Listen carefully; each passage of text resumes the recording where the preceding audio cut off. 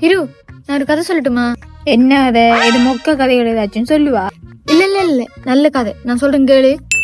சரி சொல்லு பாப்பா. ஓப்பன் பண்ணா ஒரு அக்கா தங்கச்சி 2 சரியான பாசம். பிரு பாசம் பண்றா, பாசம் சரியான பாசம். அந்த ஊர்ல இருக்கிற எல்லாரோட கண்ணும் வச்சு வச்சு வச்சு வச்சு நீங்க எப்படி இப்படி நல்லா இருக்கீங்களே அப்படின்னு நாங்க வீடு அக்கா தங்க. அப்ப அக்கா கொண்டுண்டா தங்கச்சி துடிக்குது, நாங்க தங்கச்சி கொண்டுண்டா அக்கா துடிச்சு போறது சரியான வாசம். போயிடும். இப்ப அக்காவுக்கு ஃபீவர் காய்ச்சல் எல்லாத்துக்கு தங்கச்சி மருந்து அந்த வேலை இந்த வேலை இந்த அக்காவுக்கு எல்லா வேலையும் செய்யறதும், தங்கச்சிக்கு என்ன அக்கா எல்லா வேலையும் செய்யறது. இப்படி ஒரு நாள் இருக்கும் போது 6 கண்டுபட்டோ செய்யல வீடு அக்கா செத்து தாட்டி.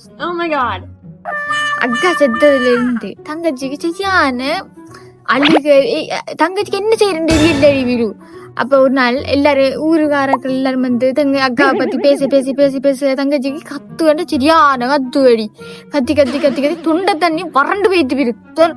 பேசினா கூட காத்து கசப்பு தண்ணி போயிரு. சரியா இப்படி எல்லாரும் கேட்டு கேட்டு சொல்ல பண்றதால வீட்டையே காலி பண்றா தங்கச்சி. காலி பண்ணும் போதுதான் அக்கா டெய்லி இருக்கிற இடத்துல போய் இருக்கிறாள். கடைசியா போகும்போது இருந்த இருக்கும் போது பக்கத்துல ஒரு பொட்டி இருக்கு. பக்கத்துல இருந்து பொட்டியை எடுத்து திறந்து பார்த்தா லெட்டர் இருந்துச்சு. அந்த தங்கச்சி எடுத்து திருப்பி பார்த்தா சரியான அதிர்ச்சி. அந்த கடிதத்துல அப்படி என்ன இருந்துச்சு? நீ என்ன சொல்ல வரப்போறான்னு எனக்கு தெரியும் டிலோ. உண்ட பிற்காலத்துக்காக நான் உனக்கு இன்சூரன்ஸ் பண்ணி வச்சிருக்கேன், அதுல இருக்கிற காசெல்லாம் உனக்கு தானே இருந்திருக்கும். அதுதான் இல்ல.